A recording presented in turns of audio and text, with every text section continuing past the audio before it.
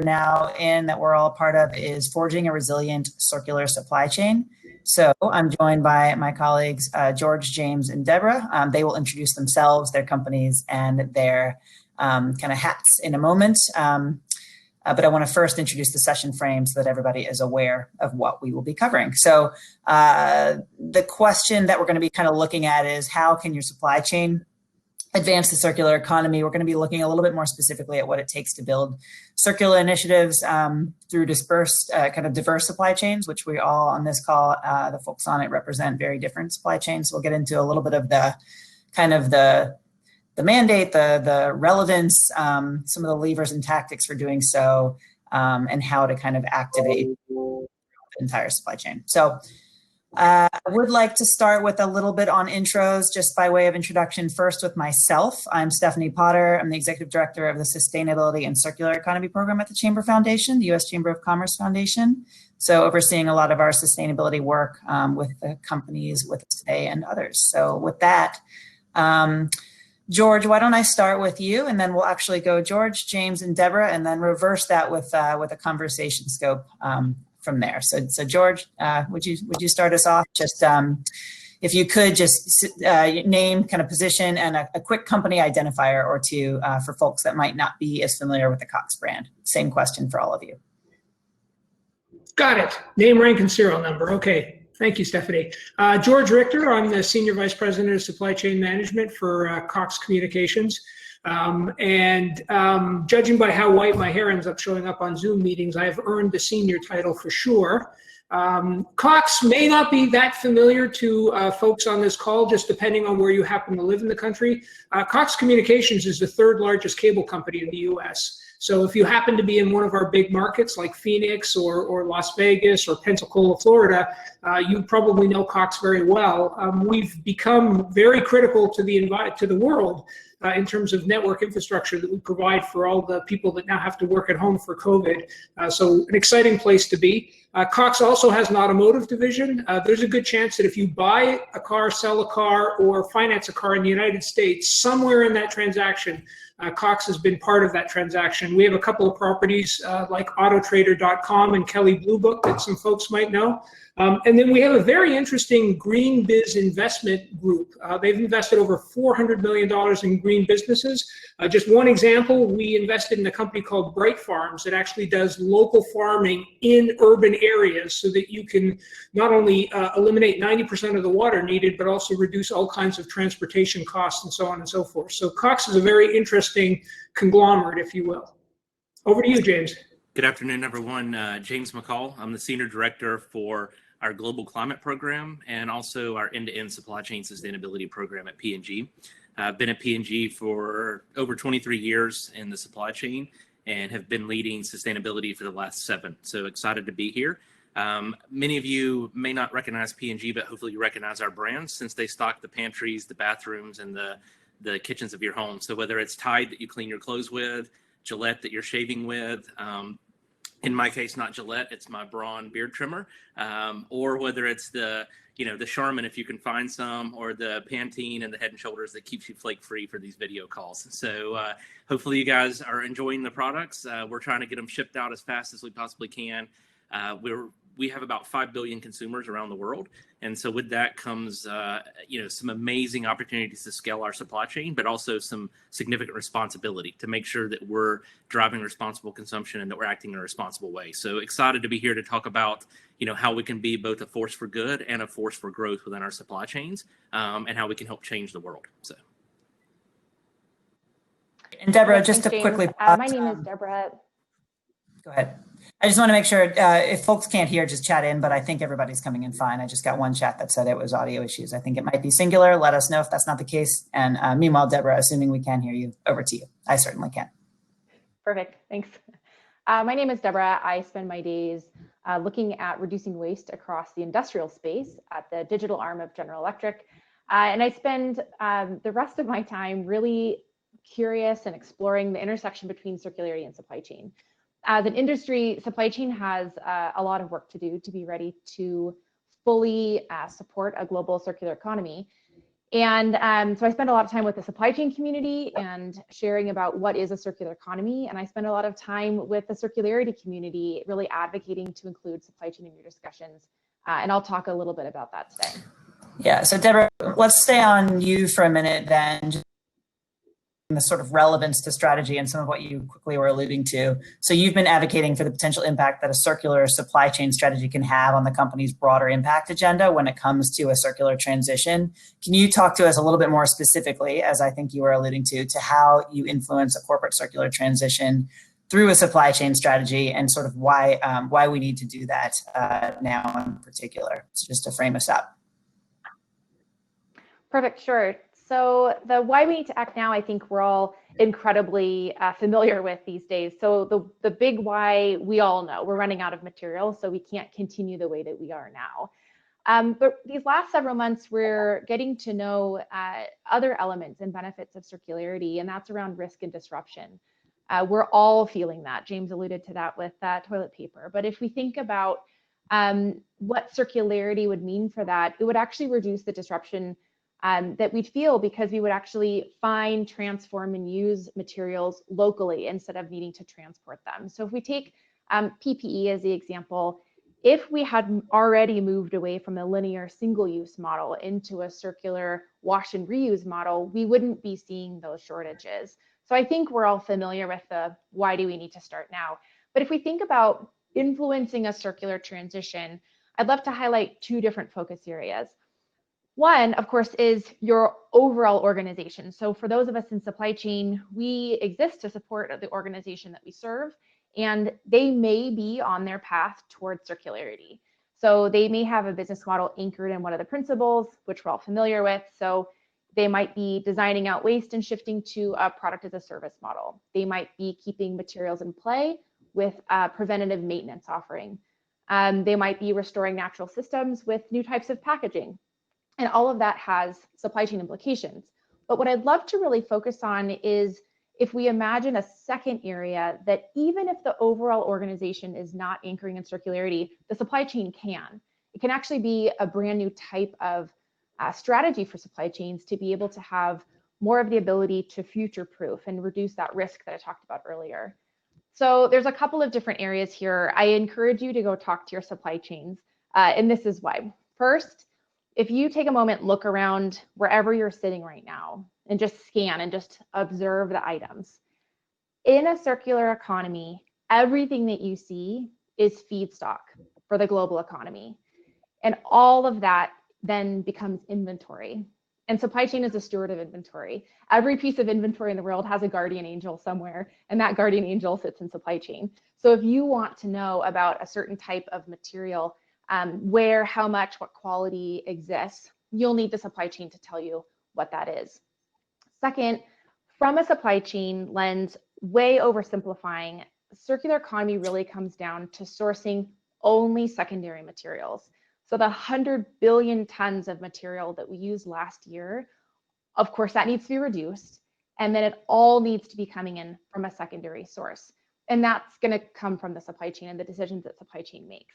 Last call out I'll say is in the supply chain, we're trained to find and eliminate waste. That's what we're trained to do every day.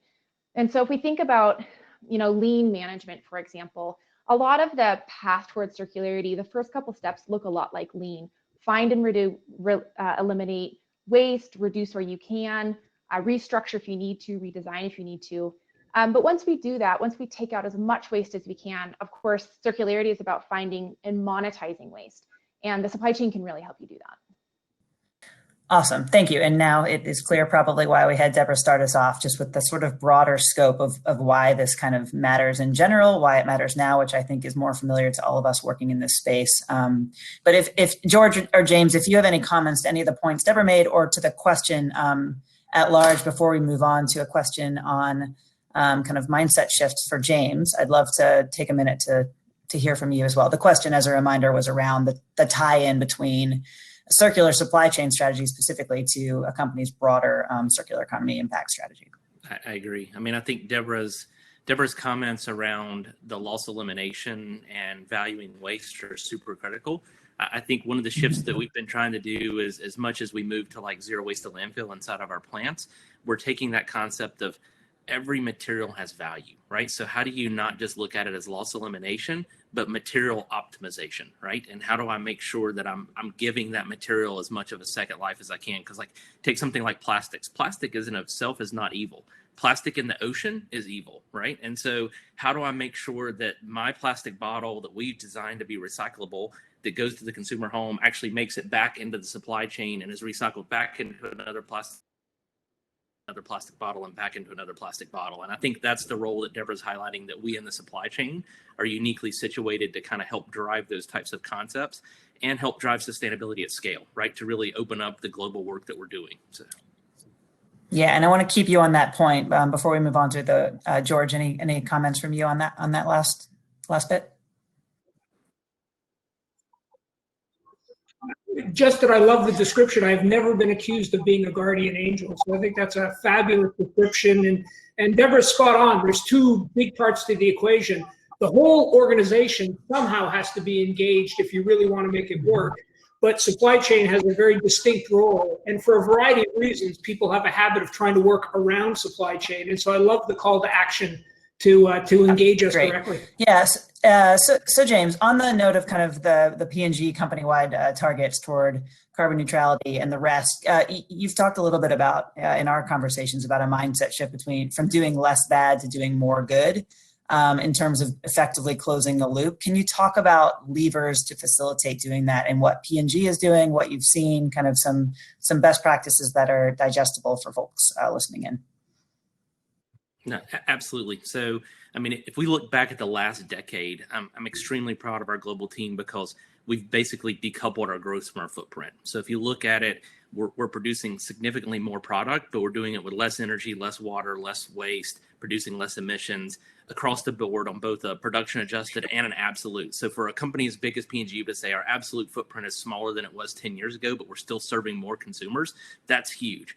But really, we feel like we can't stop there. To your point, it's not just about conservation. It's not just about doing less bad. It has to become about doing more good, about being a force for good and a force for growth, right? Where we can grow the global economy, because I want to serve not 5 billion, but 6 billion, 7 billion, 8 billion people as the world grows. And so I want to make sure that as we do that, we're growing responsibly. So one of the things for us is the pandemic has really kind of highlighted the close link between planet health and human health. Right. And so I think we're all realizing that we play a big role in the changing world and the changing climate around us. And so that's where P&G leaned in. We had already set a 50% reduction commitment in our greenhouse gas emissions, because the most important emission is the one I never produce. Right. So we needed to cut our emissions, and we wanted to make sure we're doing that with like 100% renewable electricity and other things. But we said that's not good enough. We need to go beyond that. And so we committed that our global operations will be carbon neutral for the decade.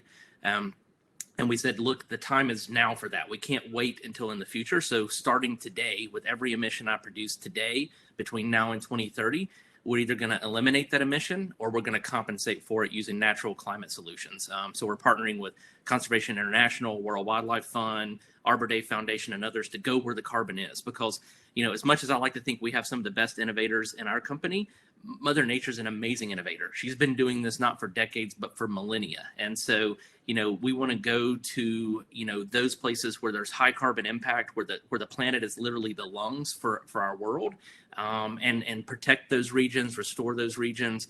And it has an amazing impact because not only do you get easily a carbon benefit, but there's also a community benefit, whether it's indigenous peoples, whether there's a water benefit, a co-benefit coming in from water replenishment in those areas. I saw several of the comments were around water. And so, you know, these are the types of ways that we start to switch it from being about conservation to being more good. We have that kind of impact. So. Yeah, that's great. And I love the kind of going to where the carbon is and looking at that, as well as you're looking at kind of the design and the rest of the processes that you guys are working on. So very well put. George or Deborah, any comments on anything that James was speaking to with respect to shifting from doing less bad to doing more good? Are you all seeing the same kinds of shifts? And George, we'll get into a little bit about how Coxs is doing that, but want to invite comments on James's points before we move on.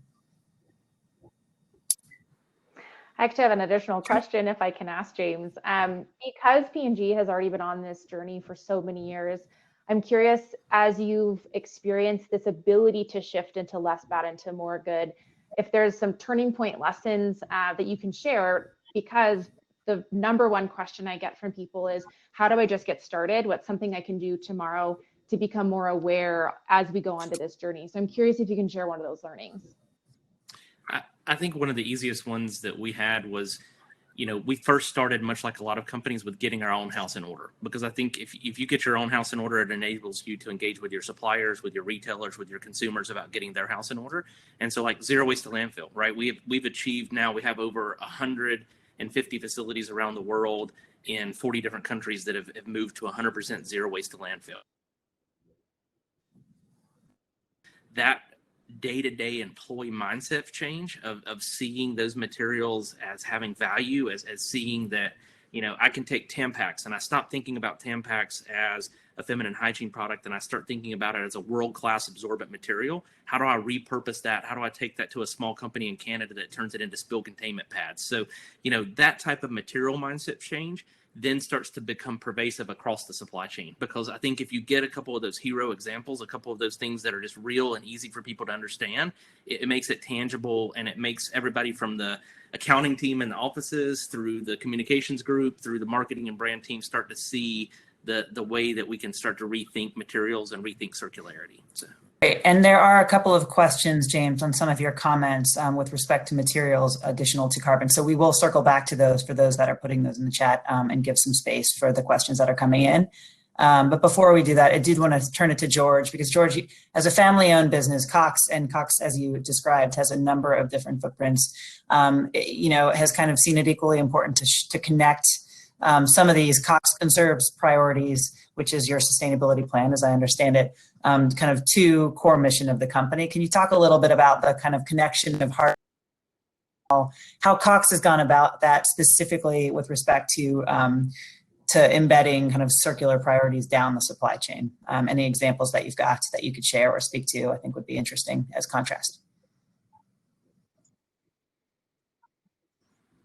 Yeah, and maybe actually I'll just get started with a comment on James's piece, which was embedded in where James started. One of the things that he glossed over really quickly was setting goals, and how critical it is, I think, to have goals, and not just goals, but really audacious goals. Obviously, zero anything, zero water, zero carbon, zero waste are all pretty bold goals. And I think that's so important if you're going to go down this journey.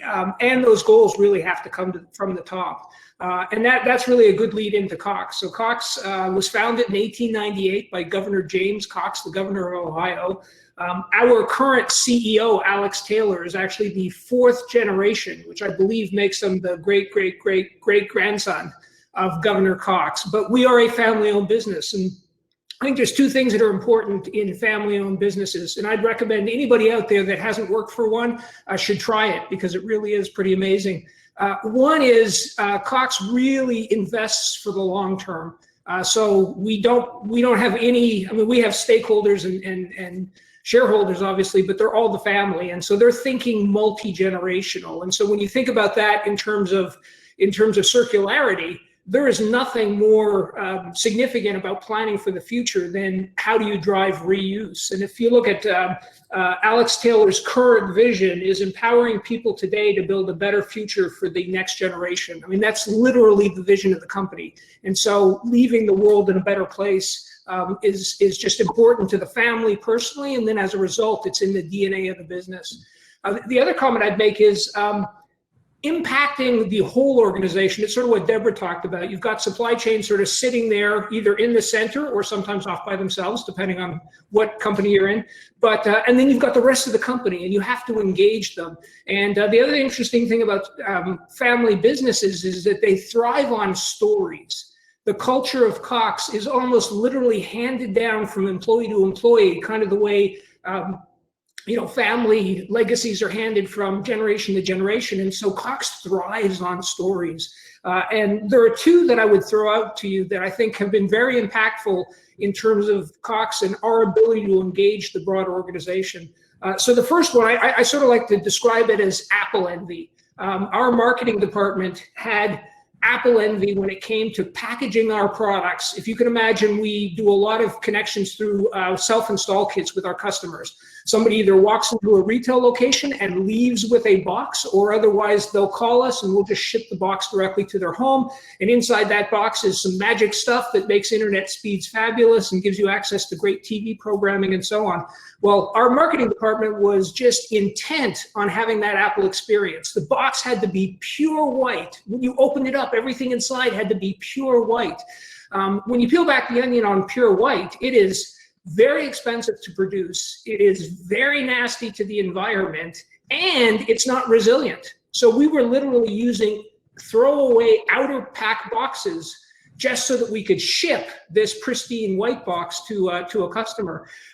We engaged the marketing team. We actually got the chief marketing officer to be our executive sponsor for the Coxs Conserves Council. And as our chief marketing officer got engaged with our organization and we started to talk about circularity and about reuse and about recycling, we were able to bring the connection of the marketing impact of Apple envy to the contradiction that it had with what we were trying to accomplish from a conserves perspective. Once the marketing folks were engaged, I mean, they just took over. So all of a sudden, we now have this eco pack that we are launching. We've done it in a record period of time. But on top of that, the marketing teams have been doing all kinds of consumer surveys to identify consumer preference, what translates well, what has an impact in terms of our brand. So, they've gotten super excited about what all the possibilities are related to conserves and the associated messages and how it can affect our brand. So bringing those people into the fold is hugely important. And the other one, this one's a little more along the lines of what Deborah said, which is no matter what, supply chain always has opportunities that other groups don't necessarily have. And one of the ones we were really excited about was doing good to do good. So we recognized that as we got equipment back from customers who unfortunately leave us, I don't know why anybody would ever leave a cable company, but we do have customers that leave us occasionally. A lot of them come back, but they give us back our equipment. Well, they give us the equipment, and then we were getting all these cords. We were getting power cords and other kinds of cords back, and it was just a rat's nest in terms of getting that material back. So we never used it. We actually just disposed of it. Now, we did try to recycle it, but we didn't reuse it. And obviously, reuse is better than recycling. We actually found some nonprofits who use individuals with disabilities who are their clients to do work on behalf of these contracts that they get. And so we work very closely with a number of nonprofits in our key markets and created programs where these nonprofits are now recycling this material on our behalf. They're cleaning it, testing it, refurbing it, sending it back to us. So the cost is a fraction of a new item, obviously, but then and you have the positive impact to whether it's landfill or whether it's just a circular concept. But on top of that, we're creating meaningful employment for their clients.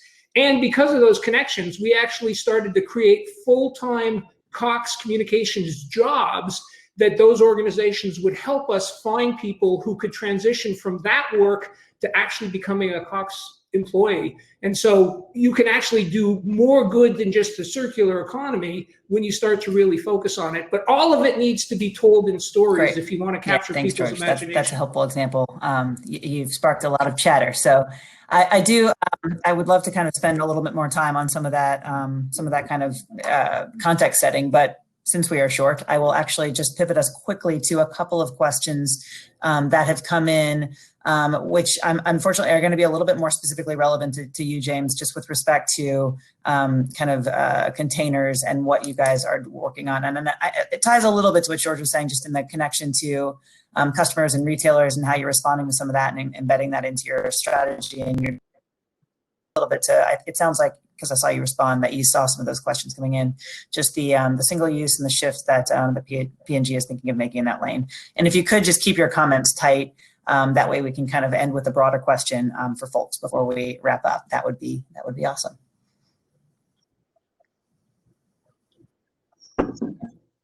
Absolutely. So, For us, it all starts with the consumer, right? Because the consumer is boss, and really for us to make a product change, we have to change consumer behaviors. So whether that's getting you to wash in cold water because there's a much smaller footprint associated with it, or getting you to take a shorter shower, or getting you to reuse a container, those are all things that come back to the consumer.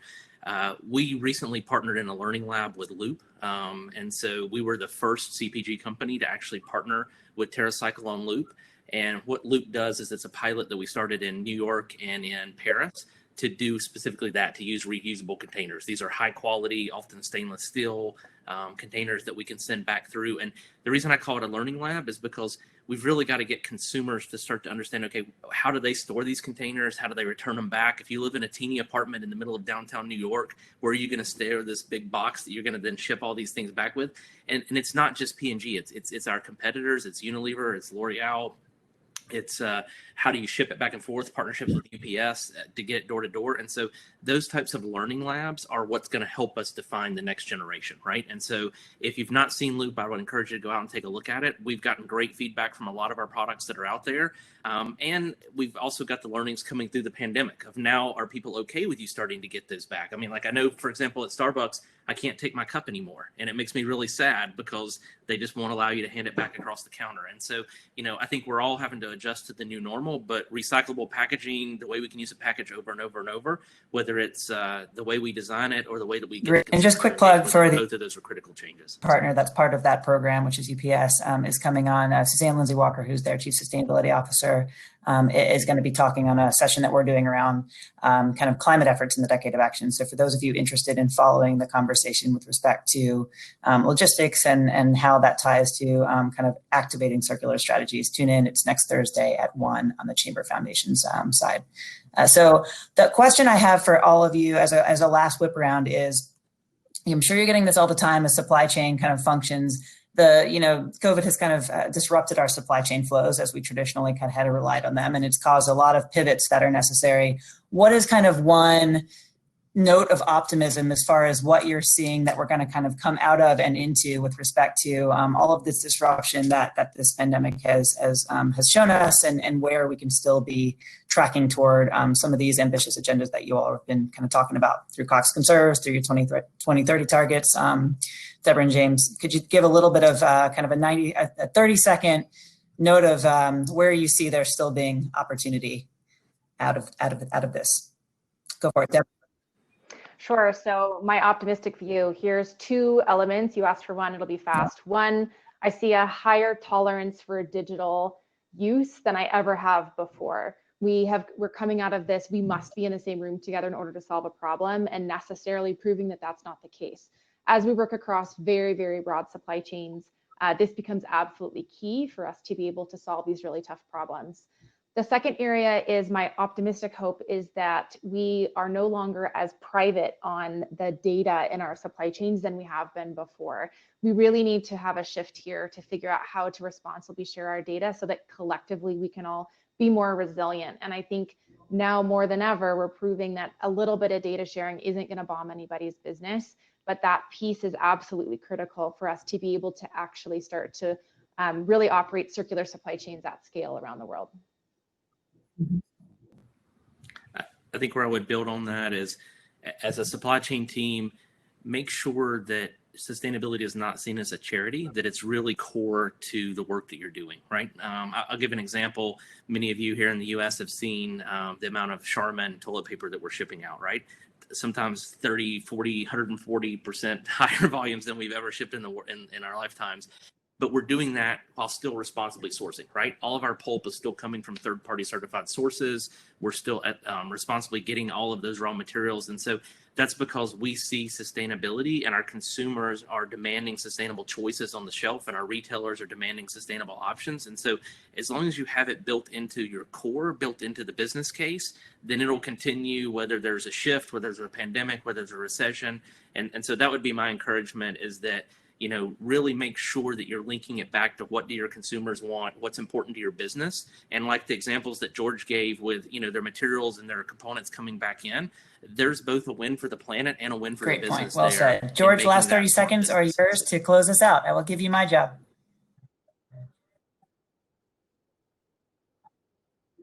Well, thank you. Just a comment on your last question. I think the two things that I see coming out of this pandemic for supply chain is a pivot away from cost and just in time.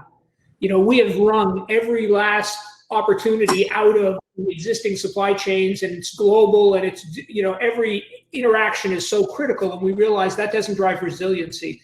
There's a whole new opportunity now to change how we think about it, because resiliency is at least as important, and in some cases maybe a little more important. If I don't get that Charmin toilet paper, I got a big issue. So now resiliency is really what I need James figuring out how to solve.